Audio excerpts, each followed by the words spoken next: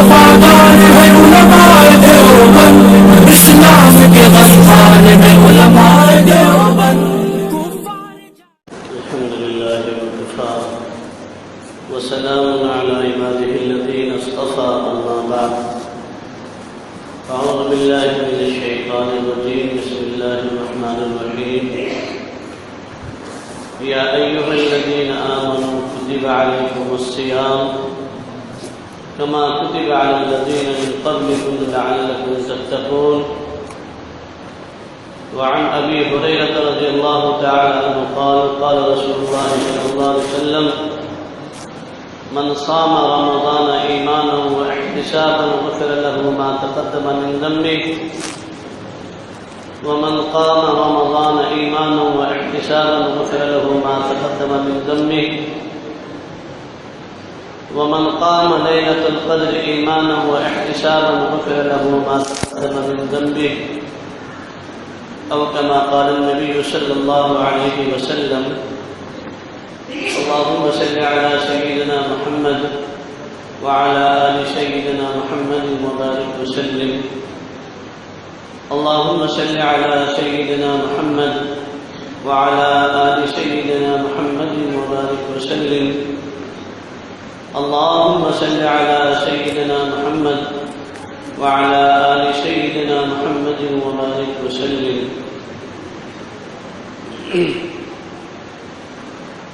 اللہ تبارک و تعالیٰ کا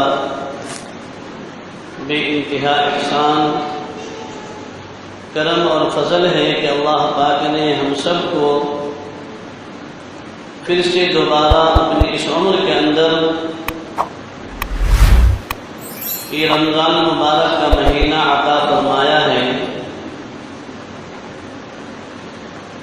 ہمیں اللہ پاک اس ماہ مبارک کی قدر دانے کی توفیق نصیب فرمائے. بہت سارے لوگ جو گزشتہ رمضان دنیا میں تھے، اس مسجد میں تھے، آج وہ اس مسجد میں نہیں ہیں، آج وہ دنیا میں نہیں ہیں. نہ جانے پھر ہمیں بھی آئندہ کا رمضان نصیب ہوگا یا نہیں ہوگا،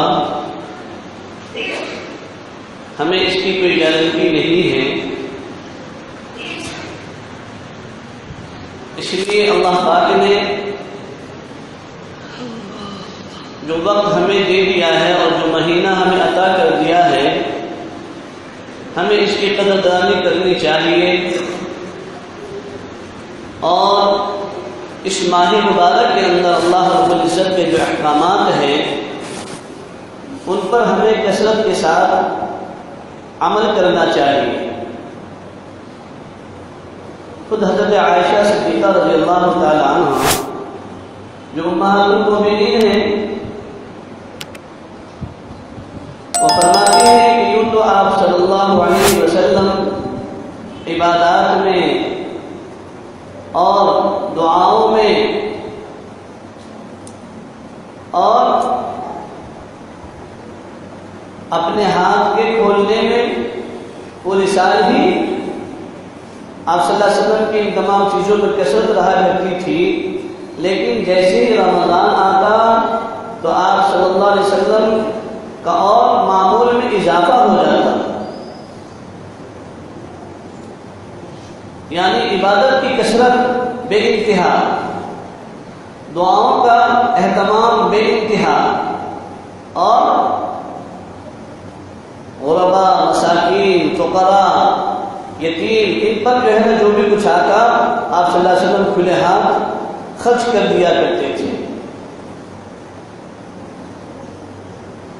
اور یہی معمول صحابہ کرام رضوان اللہ تعالی علیہم اجمعین کا تھا. اور دیکھیے نا کیسا عشق، کیسی محبت اور کتنی قدر اس مہینے کو پانے کے لیے کہ رمضان آنے سے 2 ماہ قبل دعا مانگ رہے ہیں: اللہم بارک لنا فی رجب شعبان وبلغنا الی رمضان. کہ اے اللہ رجب اور شعبان کے مہینے میں برکت عطا فرما اور ہمیں رمضان مبارک کا مہینہ نصیب فرما. یعنی ہمارے عمر کو اتنی دراز کر دے کہ ہم رمضان کو پالیں، رمضان کو حاصل کر لیں. یہ وہی دعا کر سکتا ہے جو عاشق ہو، جس کو اللہ سے محبت ہو، رسول اللہ صلی اللہ علیہ وسلم سے سچا عشق ہو، محبت ہو، وہ لوگ اس کو پانے کے لیے دعائیں مانگا کرتے ہیں۔ تو جو آقا صلی اللہ علیہ وسلم کا معمول تھا وہی صحابہ کرام رضوان اللہ تعالی اجمعین کا معمول اور وہی اہل اللہ کا معمول۔ کتنا اہتمام تھا دوستو، ہماری زندگی میں بھی نہ جانے کتنے رمضان جا چکے، آئندہ آنے کے بارے میں تو ہم نہیں کہہ سکتے کہ ملے گا یا نہیں ملے گا، ہم رمضان میں ہوں گے نہیں ہوں گے، پھر رمضان میں ہوں گے تو کیا ہماری صحت صحیح سلامت ہوگی یا نہیں ہوگی، اس کی کوئی گارنٹی ہمارے پاس میں نہیں ہے۔ آج بھی بہت سارے اللہ کے بندے دنیا میں ہیں لیکن اپنی صحت سے معذور ہیں، مجبور ہیں۔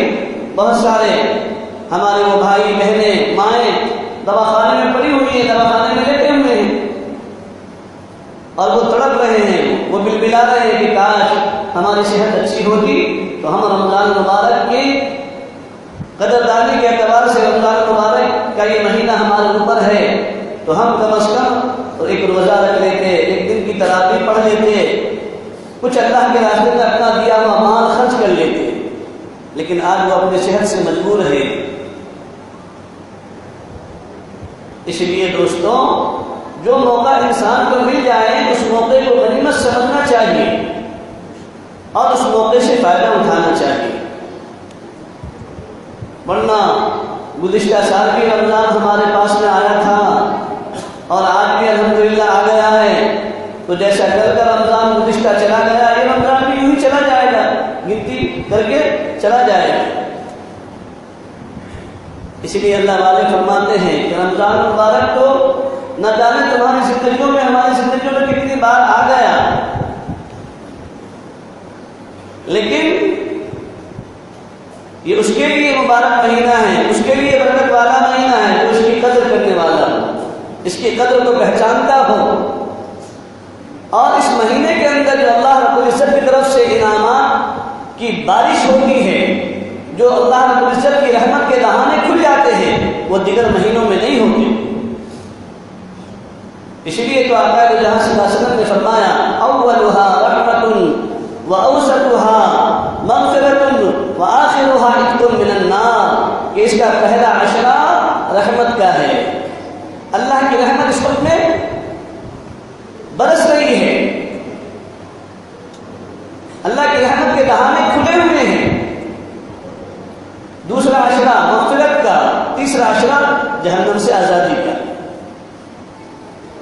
اور قابل مبارکباد ہیں وہ حضرات جو اس ماہ مبارک کو پالیں اور پانے کے بعد اس کی مغفرت ہو جائے، ورنہ کہیں ایسا نہ ہو کہ حضرت کعب بن عجرہ رضی اللہ تعالیٰ عنہ فرماتے ہیں، وہ راوی ہیں حدیث کے، کہ رمضان مبارک کا مہینہ تھا، اللہ کے رسول صلی اللہ علیہ وسلم خطبہ دینے کے لیے منبر پر تشریف لے جا رہے تھے، پہلے سیڑھی پر قدم رکھا تو اللہ کے نبی علیہ السلام نے فرمایا آمین، پھر دوسرے سیڑھی پر قدم رکھا تو پھر فرمایا آمین، تیسرے پر قدم رکھا پھر فرمایا آمین۔ نماز کے بعد میں ایک صحابی نے عرض کیا، یا رسول اللہ صلی اللہ علیہ وسلم، آج ہم نے آپ سے ایک نئی بات سنی ہے جو اس سے پہلے کبھی نہیں سنی تھی نہ دیکھی تھی، کہ جب آپ منبر پر تشریف لے جا رہے تھے تو آپ نے پہلے قدم رکھنے کے بعد فرمایا آمین، دوسرا قدم رکھنے پر فرمایا آمین، تیسرا قدم رکھنے پر فرمایا آمین، کیا معاملہ ہے؟ تو آقا دو جہاں صلی اللہ علیہ وسلم نے فرمایا، اے کعب بن عجرہ رضی اللہ تعالیٰ عنہ، جب میں پہلے سیڑھی پر قدم رکھا تو جبریل امین آئے اور انہوں نے کہا ہلاک ہو گیا وہ شخص، ہلاک ہو جائے وہ شخص کہ جس کے سامنے رمضان مبارک کا مہینہ آیا پھر بھی اس کی مغفرت نہ ہو سکی۔ بد دعا کرنے والے کون؟ فرشتوں میں اعلیٰ، اور اس بد دعا پر مہر لگانے والے کون؟ نبیوں کے امام سید الانبیاء صلی اب کیا اس میں بھی کوئی شک شبہ ہے کہ جس کے بارے میں جبریل امین بدعا فرمائے اور اس بدعا پر آقا دو جہاں صلی اللہ علیہ وسلم آمین فرما رہے ہیں، تو اس کی ہلاکت میں دوستوں کوئی شک شبہ نہیں۔ اور فرمایا کہ جب میں دوسرے سیڑھی پر قدم رکھ رہا تھا تو میں نے کہا آمین، تو جبریل امین نے کہا کہ ہلاک ہو گیا وہ شخص کہ جس کے سامنے آپ کا ذکر مبارک کیا جائے اور وہ آپ کا درود نہ بھیجے۔ تیسری مرتبہ جو فرمایا آمین تو حضور نے فرمایا کہ جبریل امین نے فرمایا کہ ہلاک ہو گیا وہ شخص کہ جس کے سامنے اس کے والدین یا ان میں سے کوئی ایک موجود ہو اور وہ ان کو اپنے آپ کو جنت میں بھیجنے کا مستحق نہ بنا لے۔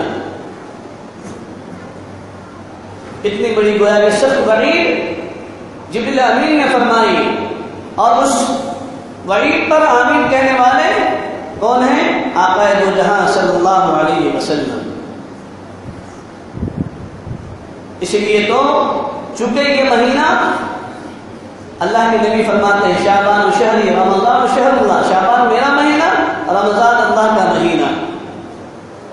اسی لیے اللہ پاک نے فرمایا کہ تمام نیکیوں کا بدلہ اور صلہ میں فرشتوں کے ہاتھوں تقسیم کرواتا ہوں، فرشتوں کے ذریعے سے دلواتا ہوں، لیکن چونکہ یہ مہینہ میرا مہینہ ہے، یہ مہینہ میرا مہینہ ہے، تو اس کا بدلہ میں اپنے ہاتھوں سے دوں گا۔ اور بعض راویوں نے فرمایا کہ اللہ نے فرمایا الصوم لی وانا اجزا بہ، روزہ میرے لیے، اس کا بدلہ میں خود ہوں۔ اب جب باری تعالیٰ خود مل جائے دوستو تو جنت کی ساری نعمتیں، دنیا کی ساری نعمتیں اس کی ہیں۔ اس لیے اس ماہ مبارک کے اندر پہلی چیز تو یہ ہے کہ انسان کیا کرے؟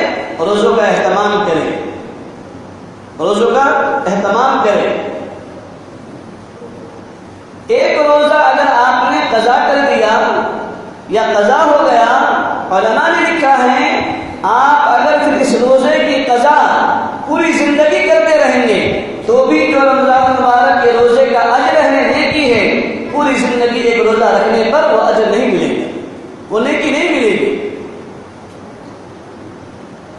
اور کیا مشکل ہے دوستو، آخر جہاں 16 گھنٹے کا روزہ ہے، 18 گھنٹے کا روزہ ہے، لوگ وہاں بھی روزہ رکھ رہے ہیں، اور اگر اپنے یہاں 14 گھنٹے کا ہے یا پونے 14 گھنٹہ تو مشکل کیا ہے؟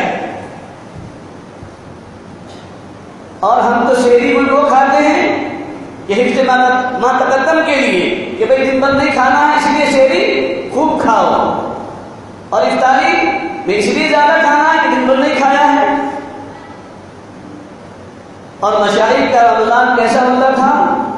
ایک کھجور میں 4 حضرات افطار کیا کرتے تھے۔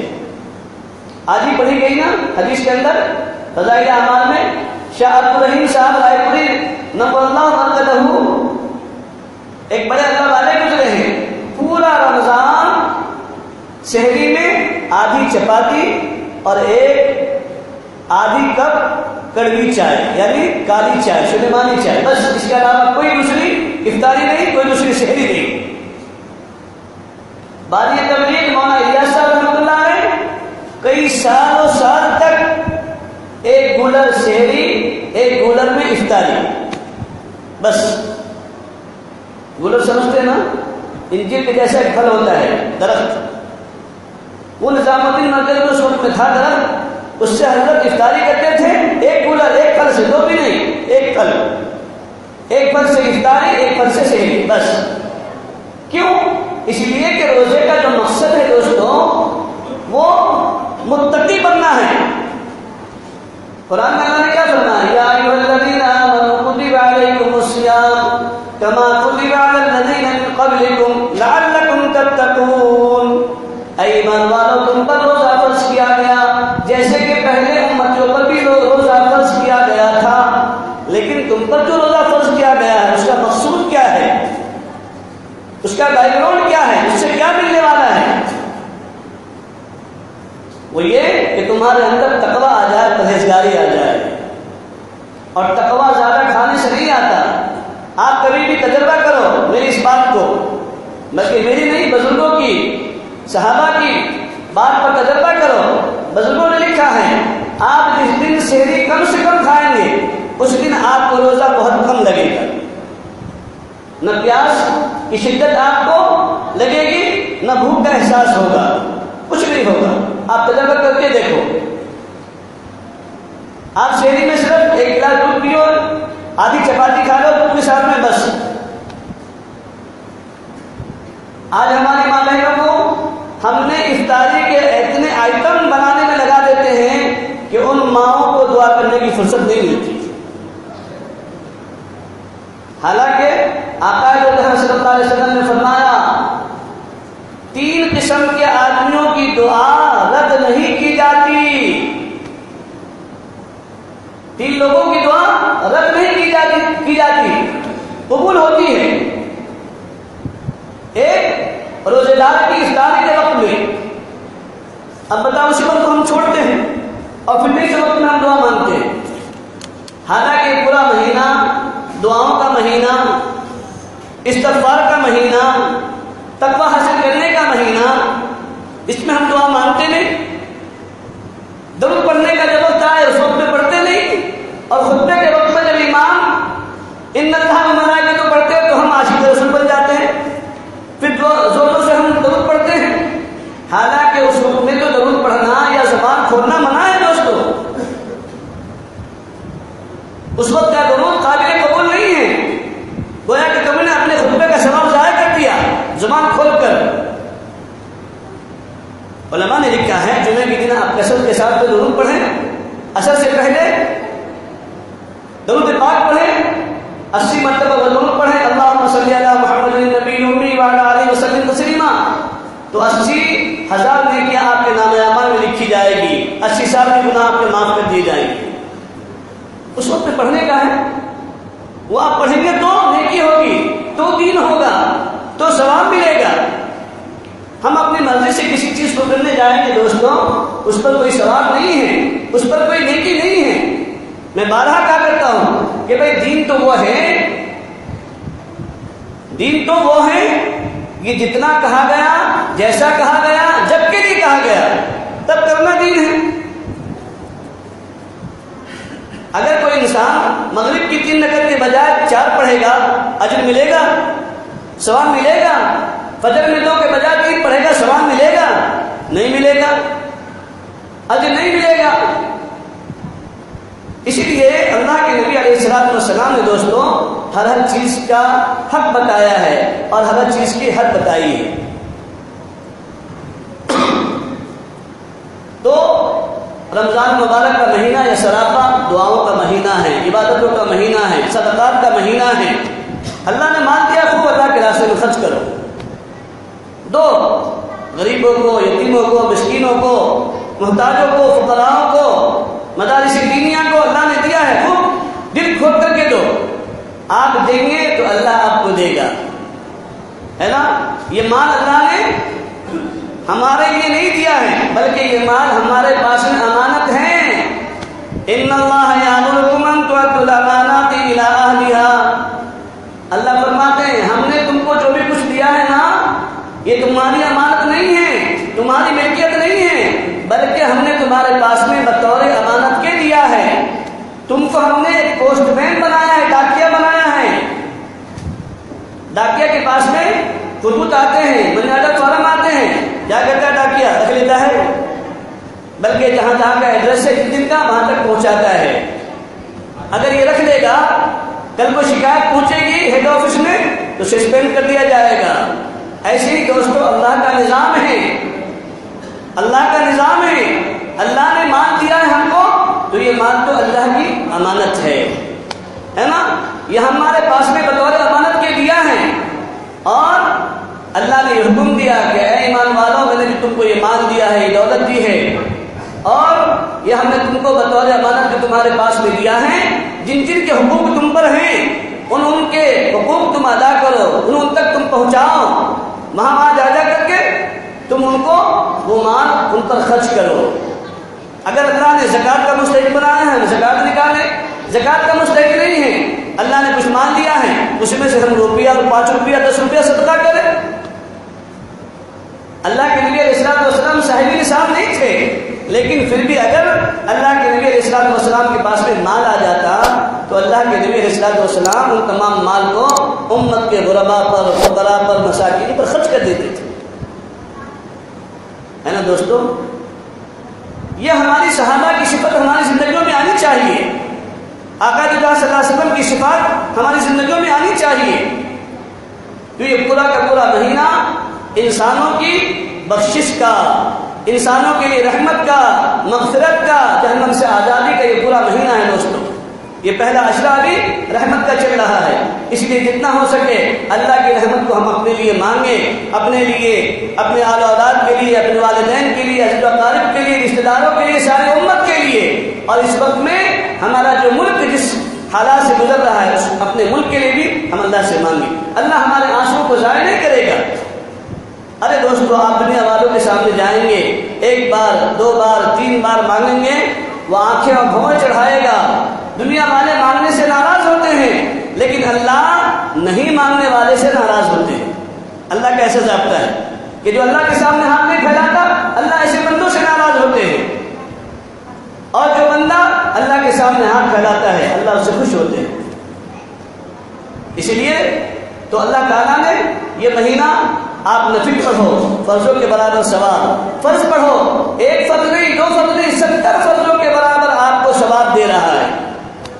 1 روپیہ خرچ کرو تو 10 نہیں بلکہ 70 اور 700 تک آپ کو نیکیاں مل رہی ہے۔ کتنا اللہ نے نیکیوں کے دہانے کھول دیے ہیں۔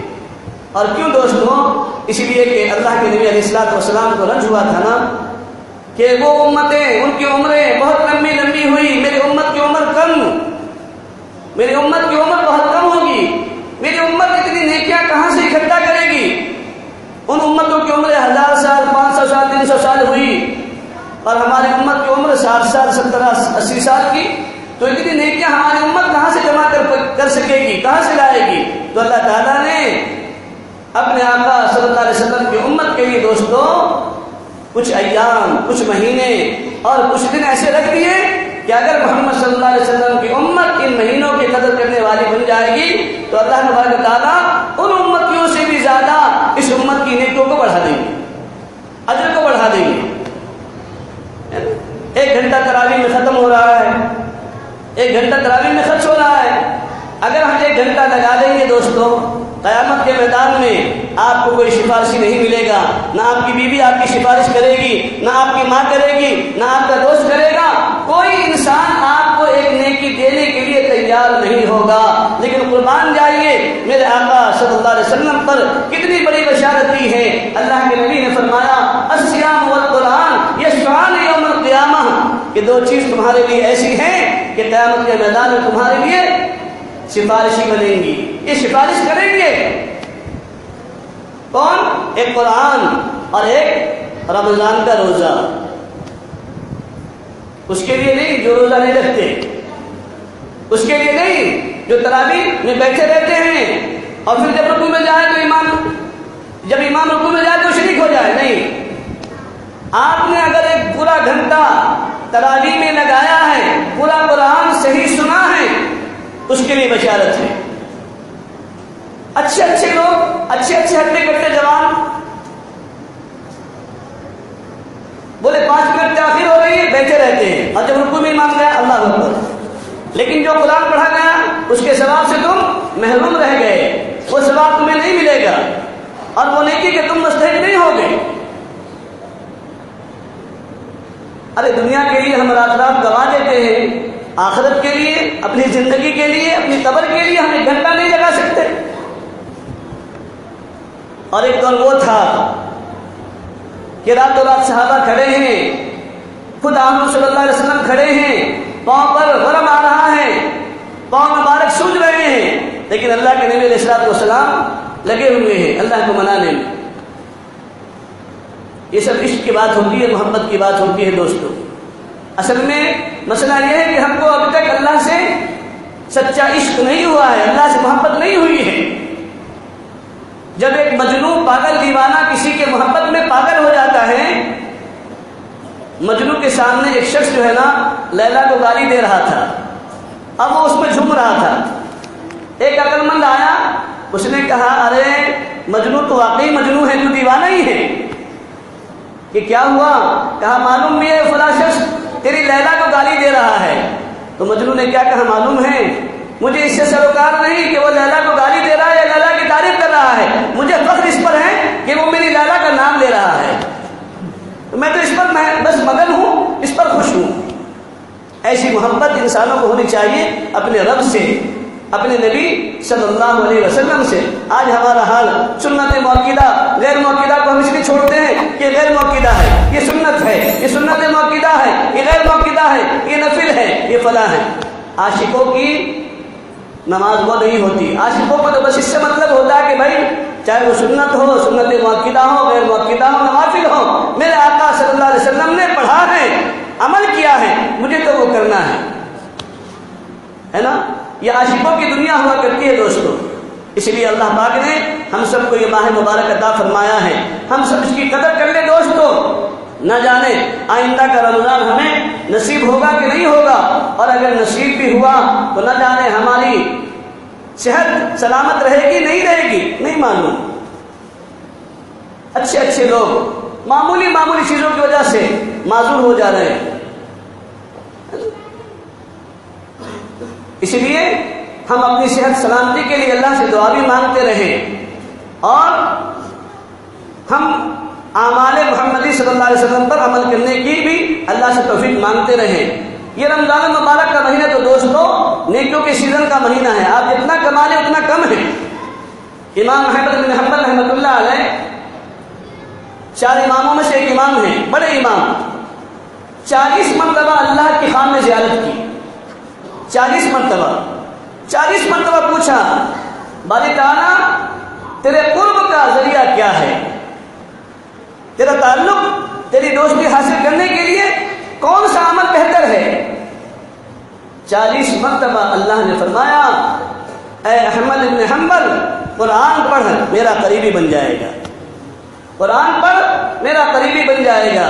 دوستو ہم قرآن پڑھنا نہیں جانتے، کم از کم ہم سننے والے تو بن جائیں کہ کل کو قیامت کے میدان میں جب اللہ پوچھیں گے اے میرے بندے تو نے کتنا قرآن پڑھا تھا، میرے آقا صلی اللہ علیہ وسلم نے اگر پوچھا اے میرا امتی قرآن مجھ پر نازل ہوا تھا، میں نے قرآن تم کو دیا تھا، تم نے پورے رمضان میں کتنی تلاوت کی قرآن کریم کی؟ ہم کم سے کم یہ تو کہہ دیں گے اے اللہ پڑھنا نہیں سیکھا، اے نبی اللہ پڑھنا نہیں آیا، نہیں سیکھ سکے، اپنی مشغولی مجبوری یا تو اپنے دیگر دھندے کی وجہ سے، لیکن اے اللہ کے نبی یا رسول اللہ ہم نے آپ کا قرآن، آپ کا کلام ایک اپنے امام اور ایک حافظ قرآن کے پیچھے پورا کا پورا سنا تھا، آپ کا دل چاہے تو باری تعالیٰ معاف کر دے، یا آپ کا دل چاہے تو جہنم میں بھیج دے، لیکن قرآن شفاعی بنے گا، روزہ شفاعی بنے گا۔ اللہ کے نبی نے فرمایا قرآن آئے گا کہے گا نہیں باری تعالیٰ یہ تیرا بندہ تیرے قرآن کو سننے کے لیے تھکتا تھا، راتوں رات تھکتا تھا، اے اللہ میری سفارش اس کے حق میں قبول فرما۔ روزہ آئے گا وہ کہے گا باری تعالیٰ یہ دن بھر اپنے حلال رزق سے بھی رکا رہتا تھا، بیوی سے ملاقات کے لیے بھی رکا رہتا تھا، جائز تعلقات کو قائم کرنے سے بھی تیرے حکم پر عمل کرنے کے لیے اپنے نفس کو اس میں روکے رکھا تھا، اے اللہ میری سفارش اس کے حق میں قبول فرما۔ علماء نے لکھا ہے دونوں کی سفارش قبول کریں گے اللہ پاک، ورنہ قرآن جھگڑے گا ہمارے بارے میں۔ قرآن کہے گا اے باری تعالیٰ اگر تم میری سفارش اس بندے کے حق میں قبول نہیں کرتا تو مجھ کو اپنے قرآن سے نکال دے۔ کیا اللہ نکالیں گے قرآن سے اس کو؟ قرآن کو اللہ قرآن سے نکال دیں گے؟ نہیں، بلکہ اس قرآن کی سفارش اس بندے کے حق میں قبول فرمائیں گے۔ اس لیے دوستو موقع کو غنیمت جانے ہم اپنے جسم کو تھکا لیں، خدا کی قسم آج اس جسم کو تھکائیں گے جنت میں آرام کے مزے لیں گے۔ فادخلی فی عبادی وادخلی جنتی، اللہ فرما دیں گے، ہے نا؟ ہاں ہم کیا مزے لیں گے قرآن کریم کا؟ امام اعظم ابو حنیفہ رحمۃ اللہ علیہ جن کے ہم اتباع کرتے ہیں، معلوم ہے ان کا رمضان کیسا گزرتا تھا؟ پورے رمضان میں وہ 60 قرآن شریف پڑھتے تھے، 60 قرآن شریف تلاوت کرتے تھے، ایک دن میں ایک رات میں، ایک دن میں ایک رات میں، 30 دونی 60، اور اس کے علاوہ 3 قرآن شریف تراویح میں پڑھتے تھے، 10 دن میں ایک ختم۔ ویڈیو کے نیچے سبسکرائب کے بٹن پہ کلک کریں، بیل کے آئیکن پہ کلک کیجئے تاکہ ہر نئی ویڈیو کی نوٹیفیکیشن آپ کو مل جائے۔